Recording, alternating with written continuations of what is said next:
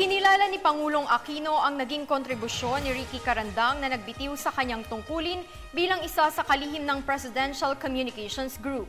Sa pakikipag-usap sa media sa Tokyo, sinabi ng Pangulo na nauunawaan niya ang desisyon ni Carandang na bumalik sa pribadong buhay.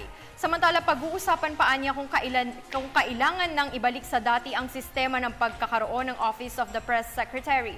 Giit ng Pangulo, katulad ng nauna ng ipinatupad, 3 ang haharap sa press briefing. Ito ay sina PCOO Secretary Sonny Coloma, Presidential Spokesperson Edwin Lacerda at Deputy Presidential Spokesperson Abigail Valte. And he committed his 3.5 years of his life here. So para tumanong, hindi mo papasalamat. Okay. Now, ano effects sa COM? Then we move on. No? There's still a mission that has to be done. The people in the COM group have been working with each other for 3.5 years. I think there have been a lot of refinements, but like anything else, we can still further improve. The discussion pa rin yan. Sometimes, parang you don't want to change too many things and cause the necessary readjustment.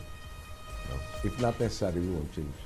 Parang may sabi ng mga Amerikano, if it ain't broke, don't fix.